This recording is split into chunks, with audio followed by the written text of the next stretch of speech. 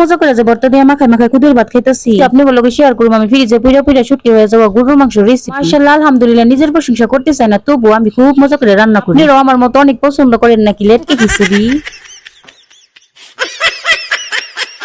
আসসালামু আলাইকুম, কেমন আছেন সবাই? ভালো আছেন নিশ্চয়ই, আল্লাহর রহমতে অনেক ভালো আছেন। মাশাআল্লাহ আলহামদুলিল্লাহ, আমি তো মোটামুটি ভালোই আছি। এই কারণেই তো নতুন একটা ভিডিও নিয়ে আপনাদের মাঝে এসে পড়ছি। না সকালবেলা একটা গামলা বইরা খুদের ভাত নিয়ে খাওয়ানোর লিগা বইসা পড়ছি। এখন আমি বর্তাতে মাখায় মাখায় কত মজা কইরা যে খুদের ভাত খাইতেছি। আপনারা কি কয়টা খাইবেন? চাইলে সেটা খাইতে পারেন, খুব মজা কইরা ভর্তা দিয়া খুদের ভাত মাখাই আমি। আয়া পড়ছে কুরবানি, সকালে বিকালে রাইতে দুপুরে গরুর মাংস খাইতে খাইতে মুখে স্বাদ কি থাকবো না। তো একটা ডাব্বা বিরা ভর্তা বানায় ফ্রিজে রেখা দিমু, চিন্তা ভাবনা করছি আমি। বিনা পয়সায় দারুণ একটা টিপস দিতেছি আপনি।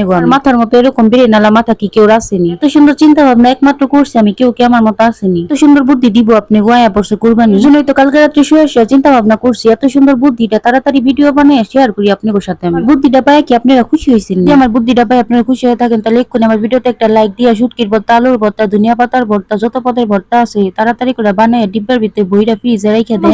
ইচ্ছা না করলে ভর্তার ডাব্বাটা বাইর করে খুব মজা করে গরম ভাত দিয়ে মাখায় মাখায় খাইবেন। যারা এখন আমার চ্যানেলে সাবস্ক্রাইব করে নাই জলদি করে একটা সাবস্ক্রাইব করে ফেলান। আমার কাছে যত ইউনিক ইউনিক বুদ্ধি আছে সেইগুলি পাইবেন। যাদের মাথায় গিজ গিজানা বুদ্ধি আছে, বুদ্ধির কোনো দরকার নাই। আমার বুদ্ধি শুনে কোনো উপকৃত হন না, যাদের বেশি তাদেরকে বলতেছে উপকৃত হন নাই, তাতে কি হইছে? আরো তো শিখামো আমি। আজকের ভিডিওতে ফ্রিজে বুড়ো বুড়া থেকে শুটকি হওয়া গরুর মাংস রেসিপি না। ফ্রিজে এই রোজারিদের এক পোলটা গরুর মাংস আসলে সেই গরুর মাংসটা আমি বাইর করে নিছি। কুরবানি ঈদ আইসা পড়ছে, টুক মাংস ফ্রিজে রেখে দেয় কোনো লাভ আছে না। যে থাকতে থাকতে মাংসের কোনো স্বাদ থাকে না। মাংস টুকের মধ্যে নুন হলুদ দিয়ে মাখাই নিতে আছে আমি। এরপর ঢাকনা দিয়ে ঢাকে রাইস কুকারের মধ্যে বসাইয়া সিদ্ধ করে নিমু। বুদ্ধি আমার কম নেই। রাইস কুকারে মাংস সিদ্ধ হইতে হইতে চুলার মধ্যে মশলা কষাই নিমু আমি। মাছ দুটা মাংস টুক আছে ফ্রিজে পইরা, মশলা যদি না কষাই ভালো করে এই মাংস মুখে দেওয়া যাইব না। কমেন্ট করে কোন তো সামনে আসতেছে কুরবানি ঈদ, খুব সুন্দর একটা রেসিপি আপনাদের সাথে শেয়ার করতেছি না আমি। একবার ভাইবে দেখেন তো ফ্রিজে পইরা থাইকে থেকে শুটকি হয়ে যাও গরুর মাংস যদি এইভাবে রান্না করলে খুব স্বাদ লাগে, তাইলে টাটকা গরুর মাংস এইভাবে রান্না করলে কত স্বাদ লাগবে। আমি তো বলতেছি আপনি পুরো ভিডিওটা দেখে রেসিপিটা শিখা যান। কুরবানি টাটকা মাংস মজা করে এইভাবে রান্না করে খান। তো মশলাপাতি দিয়ে রান্না করে যদি দারুণ একটা স্বাদ পান, দেরি করতেছেন কে লিগে? অতিরিক্ত মশলাপাতি কিনার ঝামেলা বাদ দিয়ে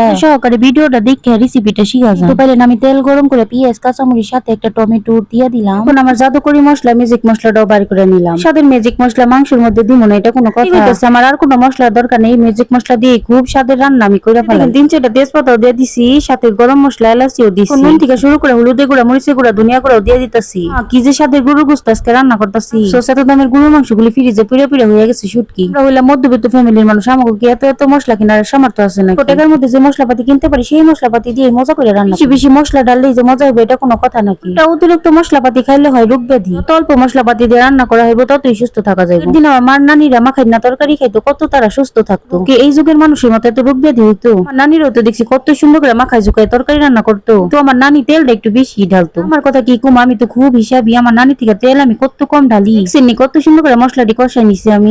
তত মজা হইব যত ভালো হইব মশলা কষানো। এখন দেখি মাংসগুলি সিদ্ধ হয়েছে নি। যে দেখেন এখনো মাংসগুলি ভালোভাবে সিদ্ধ হয় না, এর মধ্যে উঠে গেছে কতগুলি পানি। পানি টুক শুকাই গেলে রাইস কুকার থেকে মাংসগুলি নামাই নিব। দেখেন প্রতিদিনের মতো আবারও শুরু করে দিছি লবণের ডাব্বা নিয়ে দৌড়াদৌড়ি। মোটামুটি সবাই জানেন, যারা আমার ভিডিও দেখেন জানতে তো আর বাকি না আমি যে একটু লবণটা খাইতে বেশি পছন্দ করি। আবার আমার মতো লবণ বেশি ঢালেন না, আপনাকে স্বাদ মতোই লবণ দিয়ে। যদি মাংসের মধ্যে আলু খাইতে পছন্দ করেন, 4টা আলু আমার মতো এরকম করে ডুমডুম করে কাইটে নিয়ে। আমার অনেক বুদ্ধি, মাংস কম দেখে 4টা আলু আমিও ডুমডুম করে কাইটে। এর মধ্যে হয়ে গেছে আমার মশলা কষানি। চলেন যাই দেখি মাংসগুলি সিদ্ধ হয়েছে নি। মাশাআল্লাহ মাশাআল্লাহ, দেখেন মাংসগুলি কত সুন্দর ভাবে সিদ্ধ করে নিছি আমি। এখন এই সিদ্ধ হওয়া মাংসগুলি ভালোভাবে কষায় কষায় কষায় কষায় রান্না করুম আমি। গরুর মাংস দেখে আপনি ওকে আবার নুল পড়তাছি নি, করার কোনো কারণ নাই। যেহেতু কোরবানি দেয় সেই পড়ছে ধনী গরিব মধ্যবিত্ত, গরুর মাংস খামো তো আমরা সবাই। চিনি ভালো করে দেখেন কত সুন্দর করে মশলা কষাইছি আমি। মশলা কষাইতে কষাইতে কত সুন্দর ভাবে তেল উঠে গেছে।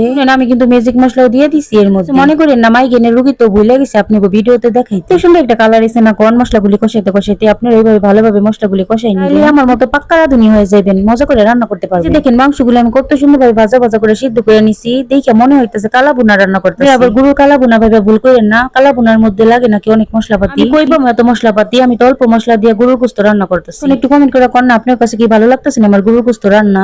যে কেন বুঝেন না, আপনি একটা কমেন্ট পেলাম ভিডিও বানাইতে উৎসাহিত হই। জন্যই তো বারবার শুধু আপনাকে একটা কমেন্ট করতে কই। কেমন করেন কে বোন মনে করে কি একটা কমেন্ট করন যায় না? কোন বোন মনে করে তাড়াতাড়ি একটা লাইক দিয়ে দেন তো। সাথে আমার চ্যানেলটা সাবস্ক্রাইব করে নোটিফিকেশন অন করে রাখেন। ইনশাআল্লাহ আমি নতুন ভিডিও আপলোড করার সাথে সাথে আপনারা নোটিফিকেশন পেয়ে যাবেন। কি একটা ঝামেলা, তেল কত কম দিছি তাও কত তেল উঠে গেছে। এখন আপনারা কি ভাববেন? মনে মনে তো ভাববেন আমি মিছা কথা কইছি। কথা না, সত্যি আমি আমার নানির থেকে তরকারিতে একটু তেল কমই ঢালি। মাংসগুলো কত সুন্দর ভাবে কষায় এরপর এখন আমি এর মধ্যে আলু দিয়ে দিচ্ছি। আবার আলু আর মাংস একসাথে সেদ্ধ হওয়ার লিগে ঢাকনা দিয়ে ঢাইকা রাখতেছি। বিশ্বাস করবেন কিনা জানি না, নিজের রান্নার গ্রানি নিজেই পাগল হয়ে যাইতাছি। রান্না করতেছি আর একটা কথাই মনে মনে ভাবতাছি, কোন যে রান্নাটা শেষ হইবো, কোন তো কি লিগে রান্নাটা শেষ করতে চাইতাছি। দেখি কে বলতে পারেন কার মাথায় আছে অনেক বুদ্ধি। মাংস তরকারিতে তেলটা একটু বেশি পড়ে গেছে বুঝতে পারতাছি। কিছু মনে করেন আমি তরকারিতে তেলটা কমই ঢালি সত্যি না, আবার আমি নিজের প্রশংসা নিজে করতে যাই ধরা পড়ে গেছি। এই যে দেখেন মাংস আর আলু ইচ্ছা মতো কষা, এখন আমি জলের পানি দিয়ে দিতেছি। পরিমাণ মতো জলের পানি দিয়ে এখন আমি ঢাইকা রাখুম ঢাকনা দিয়ে। রান্না প্রায় শেষের দিকে, আর কিছুই করণ লাগবো না, ঢাকনা দিয়ে ঢাইকা রাখুম যতক্ষণে আলু আর মাংস সিদ্ধ হয়ে যায়। কত সহজ অল্প মশলায় হয়ে গেল আমার গরুর মাংস রান্না। এই যে দেখেন এটা কিভাবে সম্ভব, মাংস রান্না করুম আর পোলাও রান্না করুম না। কুকারে মাখায় জুকায় পোলাও বসাই দিতেছি। জিহাদ বাবাই পোলাও খাইতে পছন্দ করে একটু বেশি। প্রশ্ন জাগতে পারে জিহাদ কার নাম? জিহাদ হইল আমার আল্লাহর মাল, একজনই আল্লাহর কাছ থেকে উপহার পাইছি। আলহামদুলিল্লাহ আমি এক ছেলে এক মেয়ের মা হইছি। আলহামদুলিল্লাহ আমি তো খুবই খুশি, আল্লাহর কাছ থেকে আমি সেরা দুইটা উপহার পাইছি। দেখেন আপনি ওর সাথে বকর বকর করতে করতে আর পোলাও রান্না করতে করতে এদিক দিয়ে আমার গরুর মাংস রান্না হয়ে গেছে।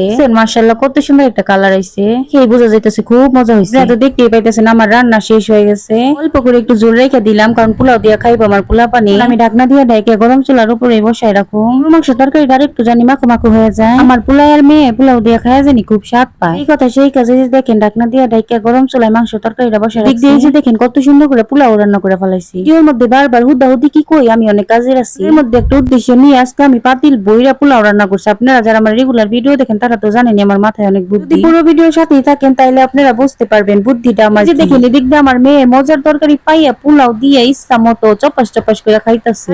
আর আমার খালি কইতেছে ও মা তোমার হাতে কি জাদু আছে, তরকারিটা এত মজা হয়েছে। আমি আমার মেয়ের জিজ্ঞেস করতেছি কে মা খালি কি মাংস তরকারি মজা হয়েছে, পোলাও কি মজা হয় নাই? আমার মেয়ে কই কি কমা অনেক মজা হয়েছে, সব পোলাও তো খাইয়া ফেলাম আজকে আমি একাই। আমার মেয়েরে কইলাম তুই খাইতে থাক, কত খাবি, আমি কি কম রান্না করছি নি, এক পাতিলা বইয়া পোলাও রান্না করছি আজকে আমি।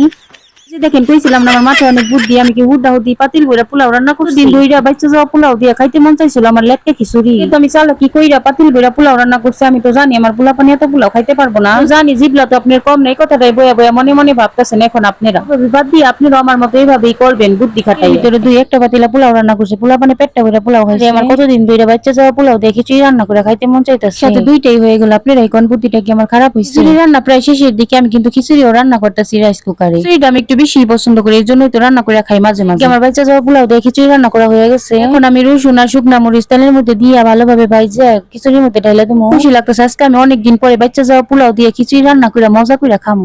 বলতেছে যদি পোলাও রান্না করে ফেলান বেশি মতো ফালাই দিয়ে নেই ভাবে খিচুড়ি করে খায় রান্না অপচয় করা ভালো না। কোনো কিছু অপচয় করা একদমই পছন্দ করি না। অপচয় করুন, কালকে যদি একবেলা না খাই থাকি তখনই বুঝতে পারো খিদার কত যন্ত্রণা। আর মতে আমি সহজে কোনো খাবার নষ্ট করি। মানুষ আছে একবেলা খাওয়ানোর লিগে কত কষ্ট করতেছে।